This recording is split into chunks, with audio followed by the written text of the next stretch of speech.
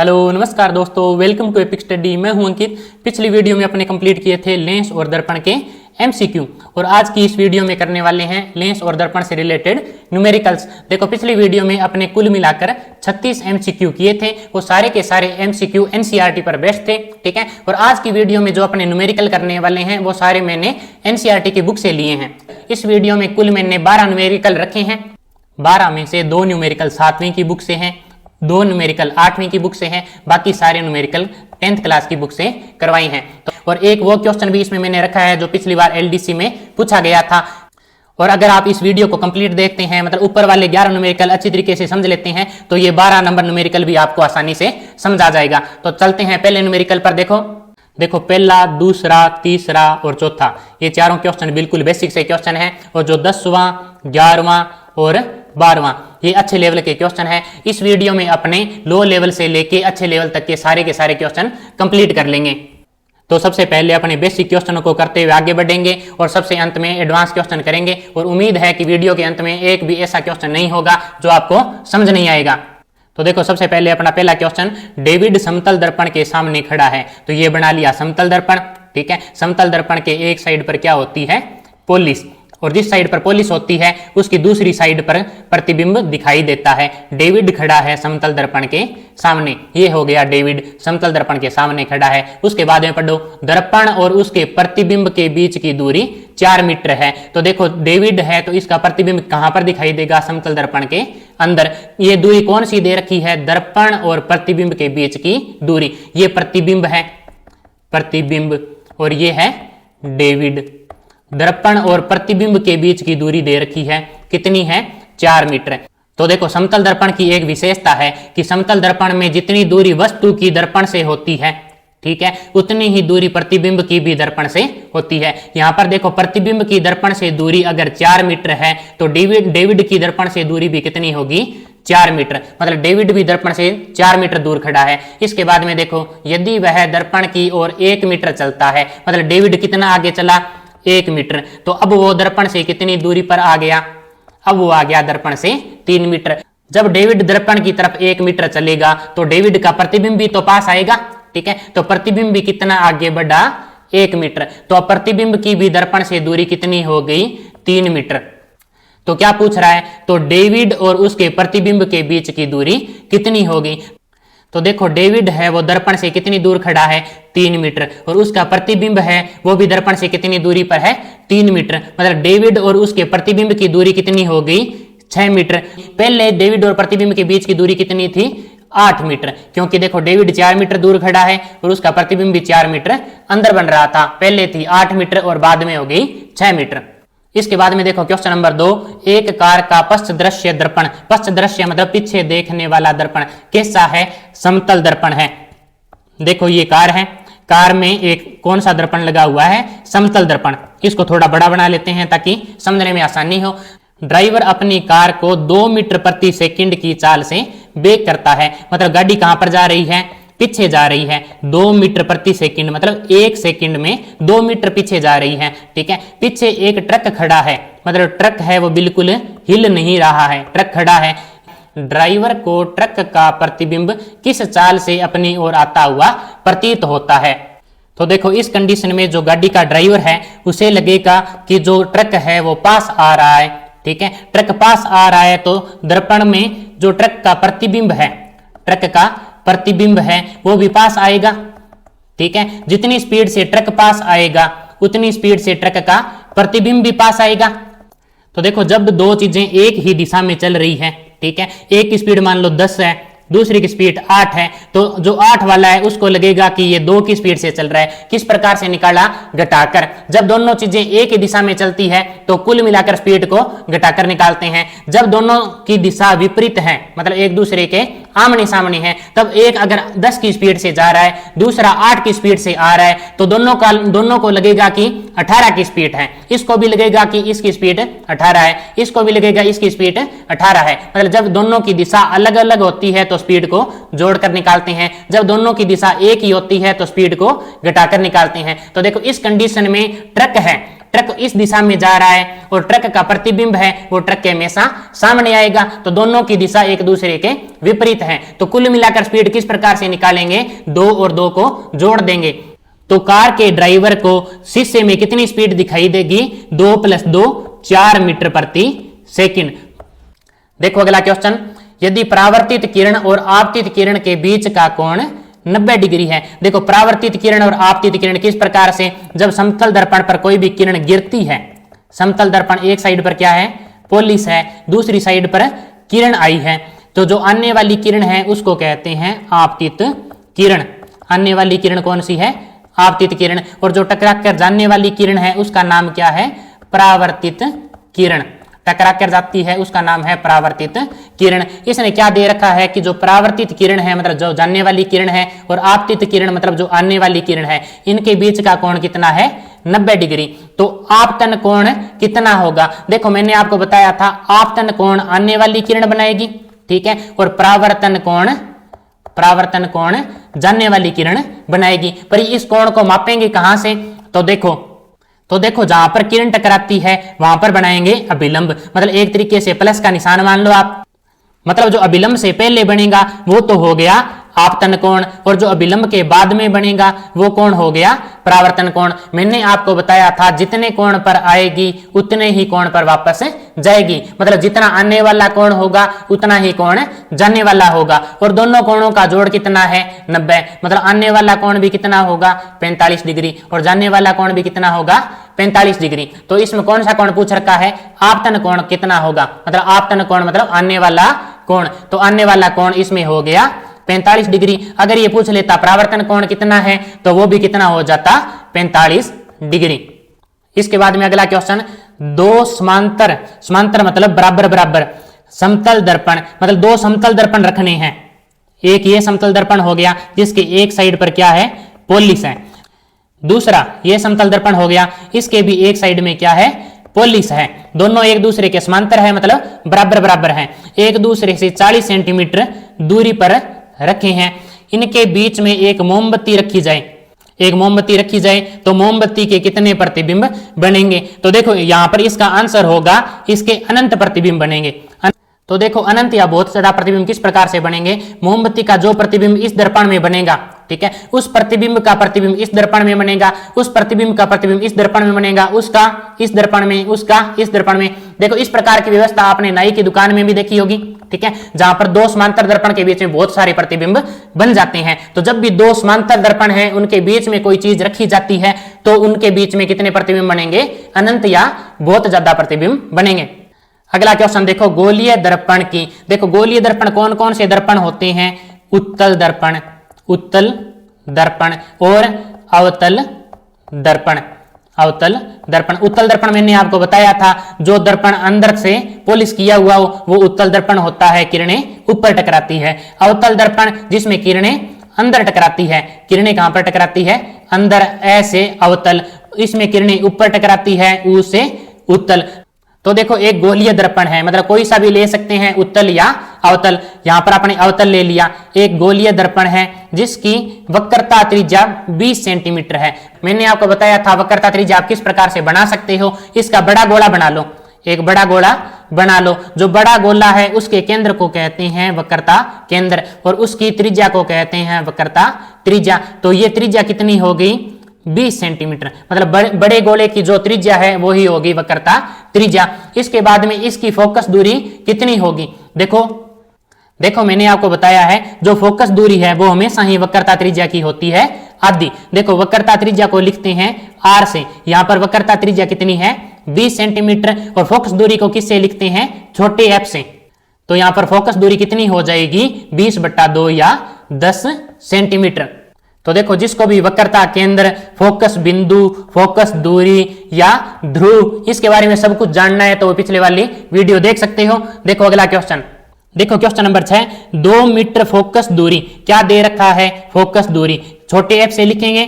2 metre focus दूरी वाले अवतल लेंस की क्षमता ज्ञात कीजिए। अवतल लेंस किस प्रकार से बनाएंगे, इस प्रकार से, जो बीच में से अंदर धसा हुआ हो, जो बीच में से अंदर धसा हुआ हो, ऐसे अंदर धसा हुआ, ऐसे अवतल। इसकी क्या ज्ञात करनी है, क्षमता, क्षमता मतलब P।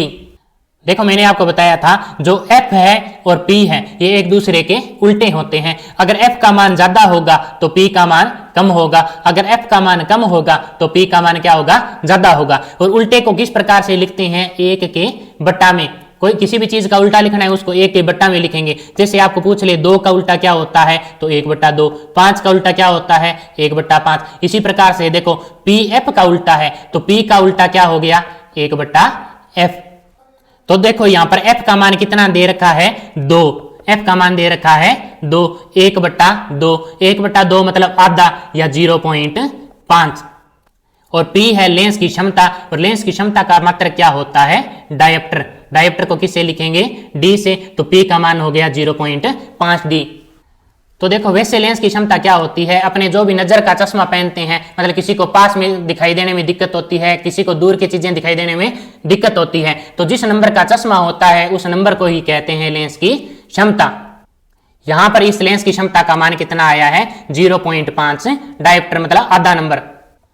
देखो आप न्यूमेरिकल्स को इस प्रकार से ना मानो कि अगर अपने फॉर्मूले याद कर लिए तो न्यूमेरिकल में कोई दिक्कत नहीं आएगी। न्यूमेरिकल को करने के लिए आपको सारा बेसिक समझना होगा, जो मैंने पिछली सारी वीडियो में करवा दिया है, वो भी एनसीईआरटी के बुक से। तो अगर आपने वो वीडियो नहीं देखी तो सबसे पहले वो वीडियो देख लो, जिससे आपको न्यूमेरिकल का बेसिक भी समझा जाए।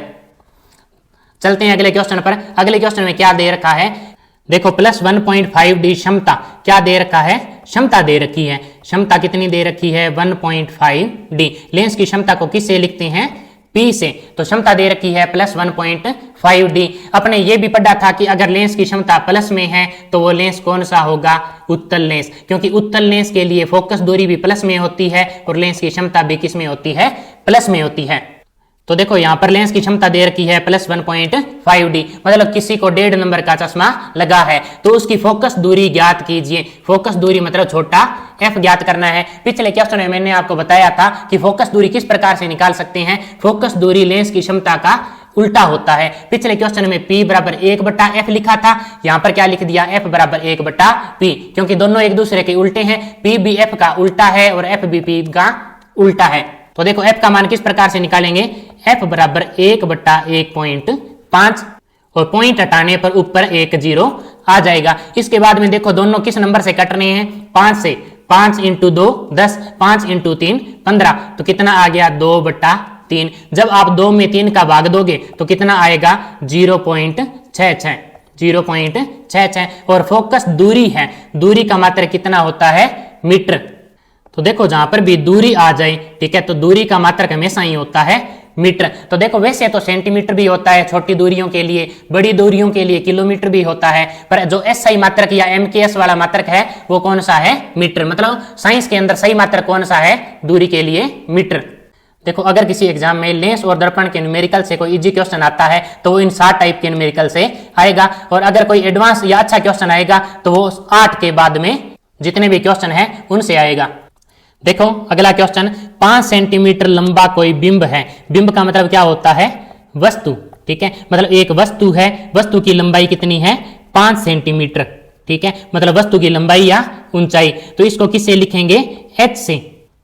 h बराबर 5 सेंटीमीटर। 5 सेंटीमीटर लंबा कोई बिंब है, 10 मीटर फोकस दूरी। फोकस दूरी को किससे लिखते हैं, छोटे f से, ठीक है। छोटा f कितना है 10 सेंटीमीटर फोकस दूरी वाला। 10 सेंटीमीटर फोकस दूरी के किसी अभिसारी लेंस, देखो अभिसारी और अपसारी ये मैंने आपको बताया था, ठीक है। अपसारी का मतलब क्या होता है, पसारना या फैलाना, ठीक है, मतलब जो लेंस अपने पर पड़ने वाली किरणों को फैला देता है वो तो होता है अपसारी।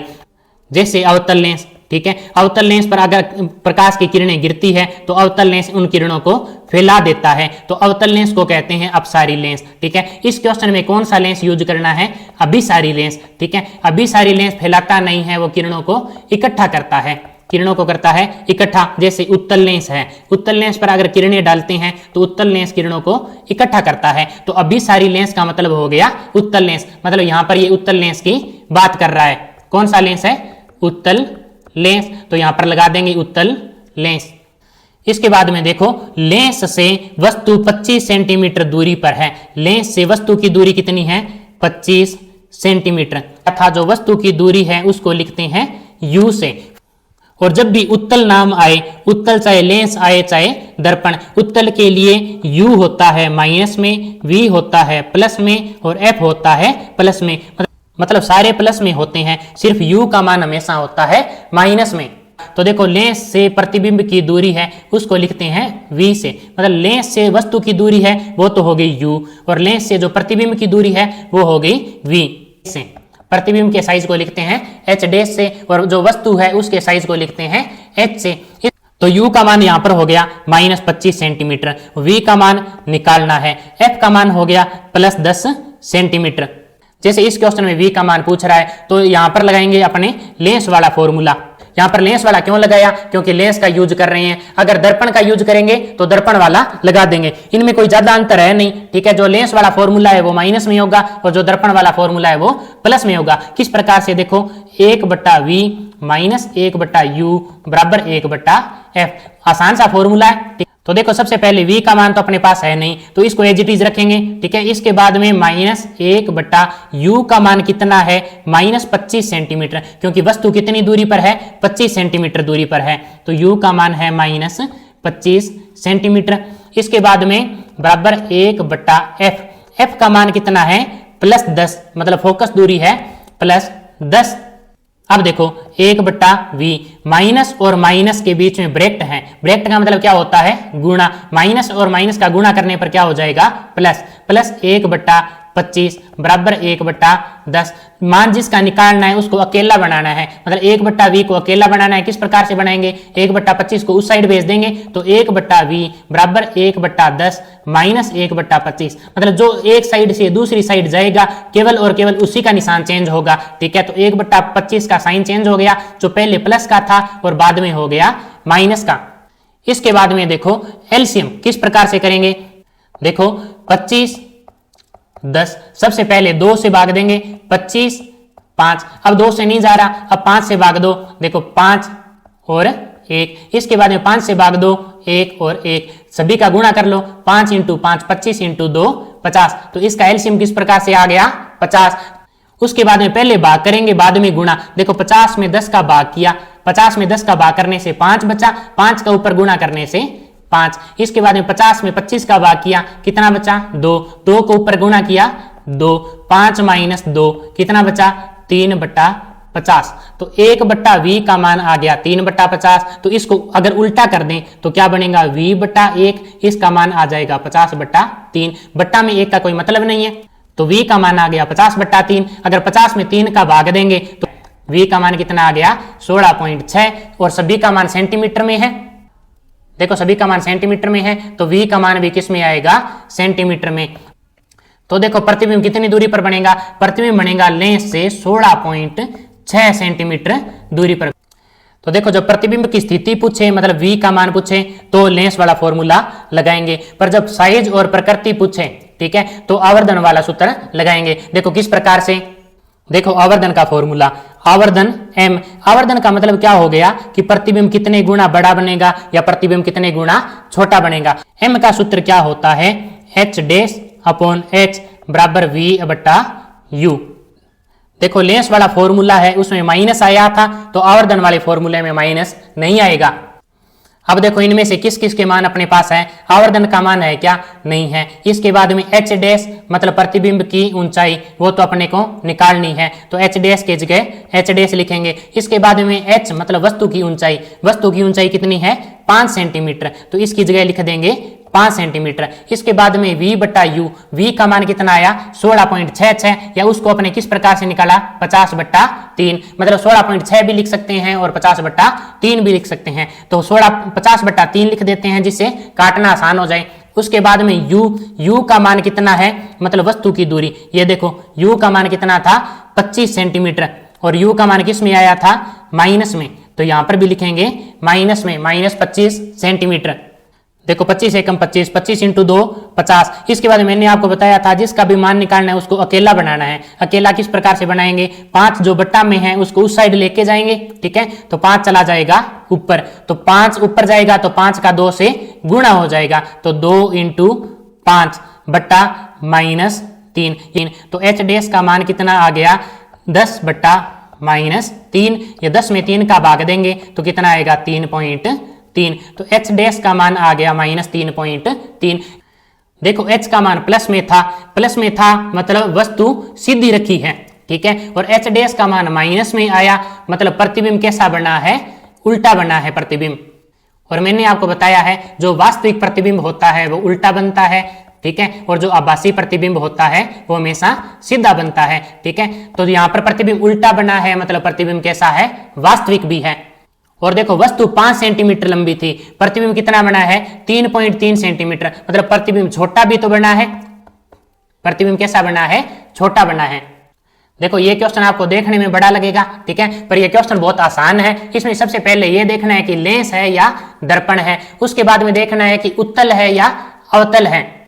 अगर उत्तल है तो उसके लिए सिर्फ u का मान माइनस में, बाकी दोनों का मान प्लस में। अगर अवतल है तो उसके लिए सभी का मान माइनस में लिखा जाएगा।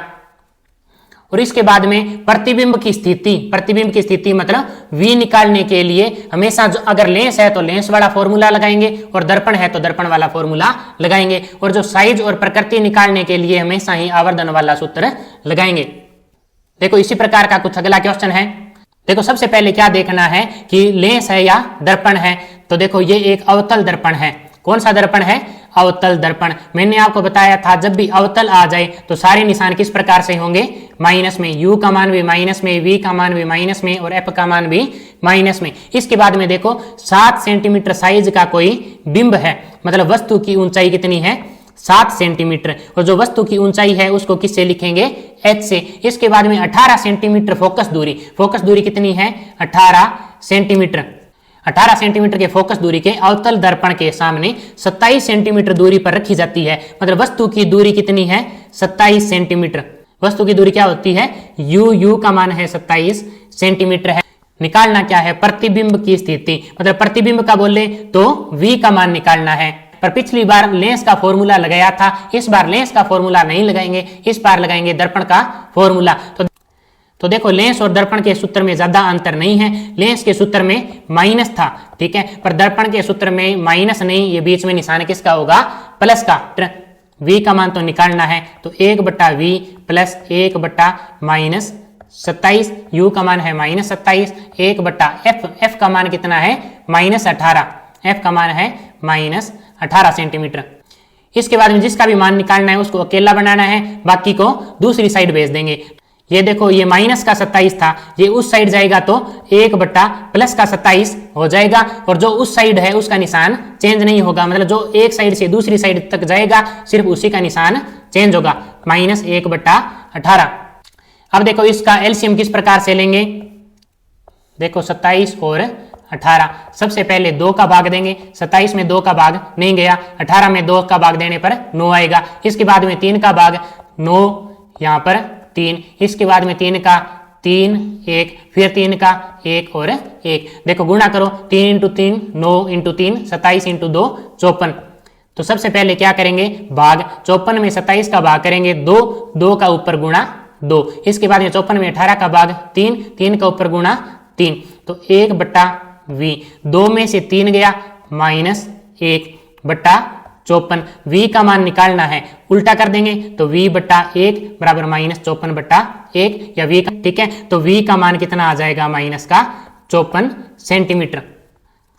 इसके बाद में क्या ज्ञात करना है, साइज मतलब प्रतिबिंब की ऊंचाई, मतलब h डैश निकालना है। और प्रकृति मतलब वास्तविक है या आभासी है, ये किससे निकालेंगे, आवर्धन वाले सूत्र से। देखो किस प्रकार से, देखो दर्पण वाला फॉर्मूला होता है प्लस में और जो लेंस वाला फॉर्मूला होता है वो माइनस में होता है, ठीक है। पर जो दर्पण वाले में आवर्धन का फॉर्मूला होता है वो होता है माइनस में, और लेंस वाले में आवर्धन का फॉर्मूला होता है वो होता है प्लस में, उल्टा होता है। तो देखो ये क्वेश्चन है दर्पण का, इसमें आवर्धन का फॉर्मूला किस प्रकार से लिखेंगे, m बराबर h डैश बटा h बराबर -v/u, माइनस यहाँ पर लगाना है -v/u, क्योंकि दर्पण वाला फॉर्मूला प्लस में था तो आवर्धन वाला इसके लिए होगा माइनस में। इस प्रकार से आप इसको याद रख सकते हैं। तो देखो जिसका मान है उसका मान रख लेते हैं। m का मान है क्या, नहीं है। h डैश का मान तो निकालना ही है, ठीक है, मतलब वस्तु की ऊंचाई निकालनी है। h का मान मतलब वस्तु की ऊंचाई कितनी है 7 सेंटीमीटर, h का मान आ गया 7, माइनस की जगह माइनस, v का मान कितना निकाला था -54, और उसके बाद में u का मान है -27 सेंटीमीटर। तो देखो सबसे पहले माइनस से माइनस गया, 27 × 2 54, इसके बाद में 7 उस साइड जाएगा तो h डैश का मान आ जाएगा 7 × 2 14 -14 सेंटीमीटर। तो देखो यहाँ पर वस्तु की लंबाई थी 7 सेंटीमीटर, प्रतिबिंब बन गया 14 सेंटीमीटर का, मतलब प्रतिबिंब बना है बड़ा प्रतिबिंब। बाद में वस्तु सीधी थी पर प्रतिबिंब कैसा बनेगा उल्टा, क्योंकि h डैश का मान किस में आया है माइनस में, प्रतिबिंब कैसा बनेगा उल्टा, और उल्टा प्रतिबिंब कैसा होता है वास्तविक। अब देखो अगला क्वेश्चन दृष्टि दोष पर आधारित क्वेश्चन है, निकट दृष्टि दोष से संबंधित है, और उससे अगला क्वेश्चन है वो दीर्घ दृष्टि दोष यानी दूर दृष्टि दोष से संबंधित है। ये दोनों क्वेश्चन लगभग एक जैसे हैं, इनको समझो। देखो सबसे पहले क्वेश्चन नंबर 10, किसी निकट दृष्टि दोष से पीड़ित व्यक्ति का दूर बिंदु। निकट दृष्टि दोष में कौन सी वस्तु नहीं दिखाई देती, दूर की वस्तु नहीं दिखाई देती, और जो दूर दृष्टि दोष होता है उसमें कौन सी वस्तु नहीं दिखाई देती, निकट की वस्तु नहीं दिखाई देती, ये बिल्कुल उल्टा होता है। तो देखो सामान्य व्यक्ति को जिसको निकट दृष्टि दोष नहीं है वो कितनी दूर देख सकता है, वो अनंत दूरी तक देख सकता है, पर जिसको निकट दृष्टि दोष होता है वो किसी निश्चित दूरी तक ही देख पाता है, निश्चित दूरी तक ही देख पाता है। यहाँ पर वो निश्चित दूरी कितनी दे रखी है 80 सेंटीमीटर, और निकालना क्या है लेंस की क्षमता। मैंने बताया था लेंस की क्षमता को किससे लिखते हैं P से, ठीक है, और P का मान किस प्रकार से निकालते हैं कि P F का उल्टा होता है, मतलब अगर किसी प्रकार से फोकस दूरी निकाल लें तो P का मान भी निकल जाएगा। तो देखो दृष्टि दोष वाले क्वेश्चन में आपको दो चीजें ध्यान में रखनी है, ठीक है, एक तो u का मान किस प्रकार से निकालेंगे और दूसरा v का मान किस प्रकार से निकालेंगे, क्योंकि f का मान है वो तो लेंस सूत्र से निकल जाएगा। तो दृष्टि दोष वाले क्वेश्चन में जो मान सामान्य व्यक्ति के लिए होगा, जैसे यहाँ पर सामान्य व्यक्ति अनंत दूरी तक देख सकता है तो यहाँ पर u का मान कितना हो जाएगा अनंत। सामान्य व्यक्ति के लिए जो भी मान होगा उसको u का मान मानेंगे, और जो दृष्टि दोष वाले व्यक्ति के लिए मान होगा उसको v का मान मानेंगे। तो यहाँ पर v कितना है 80 सेंटीमीटर और u कितना है अनंत। और एक बात और ध्यान रखनी है, u और v दोनों का मान हमेशा किस में लेना है माइनस में। देखो चाहे निकट दृष्टि दोष का क्वेश्चन आ जाए चाहे दूर दृष्टि दोष का क्वेश्चन आ जाए, वहां पर u भी माइनस में रखना है और v का मान भी माइनस में रखना है। f का मान माइनस में या प्लस में अपने आप आ जाएगा लेंस के अकॉर्डिंग। अब देखो u और v के मान से f का मान निकालते हैं। सबसे पहले देखो लेंस वाला फॉर्मूला लगाओ, 1/v माइनस 1/u बराबर 1/f। 1/v का मान कितना है -80, v का मान कितना है -80, माइनस 1/u का मान कितना है माइनस अनंत बराबर 1/f। देखो 1/अनंत कितना होता है 0। कहने का मतलब अगर 1 के अनंत टुकड़े कर दें तो हर एक टुकड़ा लगभग 0 होगा, तो ये तो सारा हो जाएगा 0। तो क्या बचा 1/f बराबर -1/80। तो f का मान कितना आ गया -80 सेंटीमीटर। पर f क्या है, f है फोकस दूरी, और मैंने आपको बताया है दूरी का मात्रक किस में रखना है, हमेशा मीटर में रखना है। तो देखो इस सेंटीमीटर को मीटर में किस प्रकार से चेंज करेंगे, 1 मीटर में कितने सेंटीमीटर होते हैं 100 सेंटीमीटर। अगर 1 सेंटीमीटर निकालें तो 100 आ जाएगा बट्टा में, मतलब 1 सेंटीमीटर बराबर आ जाएगा 1 मीटर बटा 100, मतलब जहां पर सेंटीमीटर है वहां पर बट्टा में 100 लगा देंगे। तो f बराबर -80 सेंटीमीटर की जगह लगा देंगे मीटर बट्टा में 100। देखो 1 0 से 1 0 काट दी, ठीक है, बट्टा में जितनी 0 है उतनी छोड़ के पॉइंट लगा देंगे, तो f का मान आ जाएगा -0.8 मीटर। ये आ गई फोकस दूरी। अब क्या निकालना है, लेंस की क्षमता निकालनी है। लेंस की क्षमता किस प्रकार से निकालते हैं, लेंस की क्षमता बराबर 1/फोकस दूरी बराबर 1/फोकस दूरी का मान कितना है -0.8। पॉइंट हटाएंगे तो ऊपर 1 0 आ जाएगी, तो 10/8, आधा आधा करेंगे तो 5/4, 5 में 4 का भाग देंगे तो -1.25। ये आ गई लेंस की क्षमता -1.25 डी क्यों, क्योंकि लेंस की क्षमता का मात्रक होता है डायोप्टर। देखो अगला क्वेश्चन, अगले क्वेश्चन में कौन सा दृष्टि दोष है, दीर्घ दृष्टि दोष। दीर्घ दृष्टि दोष मतलब दूर दृष्टि दोष होता है, इसका उल्टा है। दूर दृष्टि दोष में कैसी चीजें नहीं दिखाई देती, निकट की चीजें नहीं दिखाई देती, मतलब पास की चीजें नहीं दिखाई देती। तो इसमें कौन सा बिंदु होगा, निकट बिंदु। तो देखो सामान्य व्यक्ति को कितना निकट दिखाई देता है, सामान्य व्यक्ति के लिए निकट बिंदु कितना होता है 25 सेंटीमीटर। सामान्य व्यक्ति के लिए निकट बिंदु कितना होता है 25 सेंटीमीटर, ये फिक्स है। जैसे ऊपर वाले क्वेश्चन में दूर बिंदु फिक्स था, दूर बिंदु कितना होता है अनंत, उसी प्रकार निकट बिंदु भी फिक्स है, निकट बिंदु कितना होता है 25 सेंटीमीटर। इसके बाद में दृष्टि दोष वाले व्यक्ति के लिए, दृष्टि दोष वाले व्यक्ति के लिए कितना दे रखा है 1 मीटर। मैंने आपको क्या बताया, जो सामान्य आंख के लिए उसको u मान लो आप, ठीक है, और जो दृष्टि दोष वाला है उसको आप v मानो, और दोनों के मान किस में रखने हैं माइनस में। और लास्ट में निकालना क्या है लेंस की क्षमता, मतलब P निकालना है। P का मान किस प्रकार से निकालेंगे, P बराबर 1/f, मतलब P निकालने के लिए f निकालना पड़ेगा, और f किस प्रकार से निकालेंगे लेंस सूत्र से। तो देखो यहाँ पर तो u का मान तो सेंटीमीटर में है, v का मान मीटर में है, ठीक है, तो दोनों को एक जैसा बनाना पड़ेगा। तो 1 मीटर में कितने सेंटीमीटर होते हैं 100 सेंटीमीटर। अब देखो u भी सेंटीमीटर में हो गया और v भी सेंटीमीटर में हो गया। यही है लेंस सूत्र। लेंस सूत्र में u और v के मान रखेंगे और f का मान निकाल लेंगे।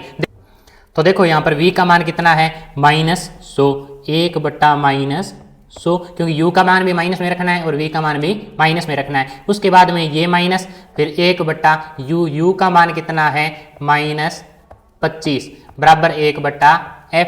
तो क्या बचा 1/-100, माइनस और माइनस के बीच में ब्रैकेट है, मतलब गुणा हो जाएगा, ये हो जाएगा प्लस 1/25 बराबर 1/f। एलसीएम कितना आएगा 100 और 25 का, इसका एलसीएम आएगा 100। एलसीएम आपको निकालना बताया था, वो निकाल के देख सकते हो। एलसीएम आएगा 100। एलसीएम आने के बाद में पहले 100 का 100 से भाग देंगे, 1 आएगा, पहले भाग करेंगे, बाद में जो भी आंसर आएगा उसका ऊपर गुणा करेंगे। 100 में 100 से भाग करेंगे तो 1 का ऊपर गुणा करेंगे तो 1 -1। उसके बाद में 100 में 25 का भाग करेंगे, 4 का ऊपर गुणा करेंगे 4 बराबर 1/f। 4 प्लस का है 1 माइनस का, मतलब 4 में से 1 गया, 3/100 बराबर 1/f। इसको उल्टा करेंगे तो 1/f क्या बन जाएगा, f/1 बराबर 100/3, मतलब f का मान आ गया 100/3 सेंटीमीटर। पर अपने मान सेंटीमीटर में नहीं निकालना, क्योंकि f है फोकस दूरी और दूरी का मात्रक होता है मीटर में। 1 मीटर में कितने सेंटीमीटर होते हैं 100 सेंटीमीटर। तो 1 सेंटीमीटर में कितने मीटर होंगे 1/100। तो देखो जहां भी सेंटीमीटर दिखाई दे वहां पर लिखेंगे मीटर/100। तो f बराबर 100/3 सेंटीमीटर की जगह क्या लिखेंगे मीटर/100। 100 से 100 कट गया तो f का मान आ गया 1/3 मीटर।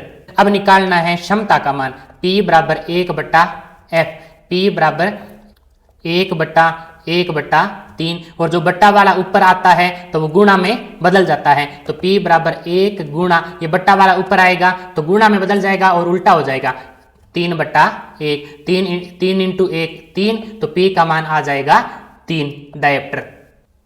अब देखो उस क्वेश्चन को भी देख लेते हैं जो पिछली बार एलडीसी के अंदर आया था। देखो क्या दे रखा है कि सूर्य का व्यास है 1.4 × 10⁹ मीटर। तो देखो सूर्य एक तरीके से वस्तु हो गया, ठीक है, सूर्य एक तरीके से वस्तु है। सूर्य का व्यास है, ठीक है, व्यास कितना है 1.4 × 10⁹ मीटर।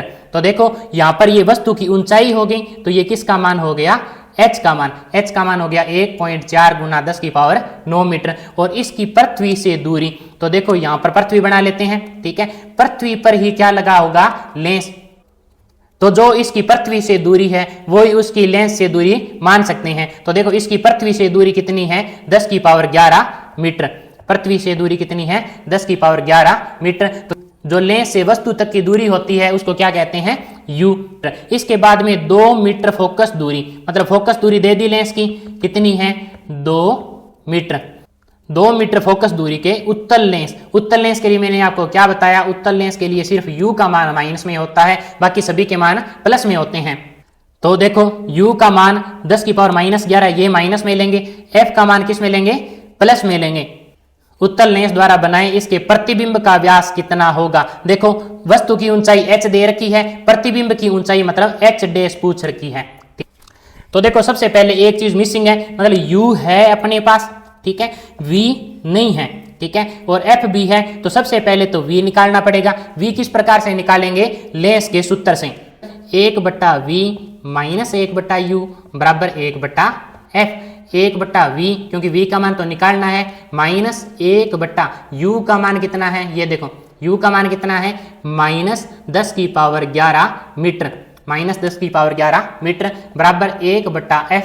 फोकस दूरी कितनी है 2 मीटर है, तो f का मान आ गया 2।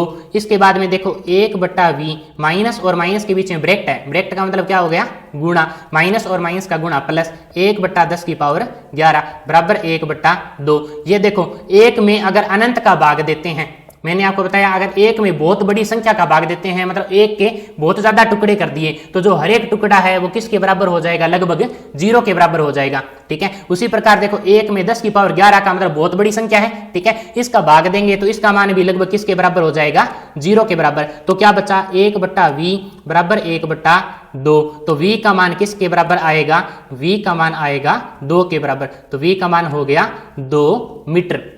इसके बाद में देखो निकालना क्या है, इसके प्रतिबिंब का व्यास मतलब प्रतिबिंब की ऊंचाई h डैश निकालना है। h डैश किस फॉर्मूले में आता है, आवर्धन वाले सूत्र में। तो देखो इसके लिए आवर्धन वाला सूत्र m बराबर h डैश बटा h बराबर v बटा u। लेंस के लिए आवर्धन वाला सूत्र ये होता है क्योंकि लेंस के लिए खुद का सूत्र माइनस में और आवर्धन वाला सूत्र प्लस में होता है। तो देखो यहाँ पर m का मान दिया है क्या, नहीं दिया, बराबर h डैश का मान निकालना है। वस्तु की ऊंचाई मतलब h का मान तो दे रखा है 1.4 × 10⁻9 मीटर, 1.4 × 10⁻9 मीटर बराबर v का मान अभी निकाला है, v का मान कितना है 2 बटा में u का मतलब वस्तु की दूरी वो कितना है -10⁻11 मीटर। तो देखो h डैश जिसका भी मान निकालना है उसको अकेला बनाना है। अकेला किस प्रकार से बनाएंगे, जो बच रहा है उसको दूसरी साइड भेज देंगे। तो 2 × 1.4 × 10⁻9 बट्टा में -10⁻11। अब देखो h डैश का मान कितना आएगा 1.4 × 2 कितना हो जाएगा 2.8 इंटू, अब देखो 10 की पावर ऊपर 9 है, नीचे 10 की पावर 11 है, मतलब 2 पावर ज्यादा है तो नीचे क्या बचेगा 10 की पावर 2, नीचे बचेगा 10 की पावर 2 और 10 की पावर 2 का मतलब हो गया 100, 10 की पावर 2 मतलब 2 जीरो, तो यहाँ पर इसका मतलब हो गया 100 मीटर। तो देखो आंसर कौन सा मिल रहा है, सभी आंसर सेंटीमीटर में है, मतलब अपने आंसर को सेंटीमीटर में चेंज करना पड़ेगा। तो देखो 1 मीटर में कितने सेंटीमीटर होते हैं 100, तो जहां पर मीटर है मीटर की जगह लिख देंगे सेंटीमीटर। 2.8 बटा -100 इंटू 100 सेंटीमीटर, 100 से 100 गया तो h डैश का मान आ गया -2.8 सेंटीमीटर। ये माइनस किस लिए आया है, क्योंकि प्रतिबिंब कैसा बन रहा है उल्टा, मीटर, मतलब इसका राइट आंसर कौन सा हो जाएगा 2.8 सेंटीमीटर। देखो यहाँ पर अपने ये न्यूमेरिकल की क्लास कंप्लीट होती है। एनसीईआरटी की बुक से जितने भी अच्छे अच्छे न्यूमेरिकल बन रहे थे उनको मैंने सिलेक्ट किया और आपको करवा दिया। कुल मिलाकर ये 12 न्यूमेरिकल हैं, पर ये 12 न्यूमेरिकल ना समझो आप, ये अलग अलग 12 टाइप के न्यूमेरिकल हैं और मैंने हर एक न्यूमेरिकल को काफी अच्छे से एक्सप्लेन किया है, जिससे टाइम भी ज्यादा लग गया है और वीडियो भी थोड़ी लंबी हो गई है। तो उम्मीद करता हूं कि आपको ये लो लेवल से हाई लेवल तक बढ़ती हुई न्यूमेरिकल की क्लास पसंद आई होगी। तो मिलते हैं ऐसे किसी और टॉपिक के साथ अगली वीडियो में।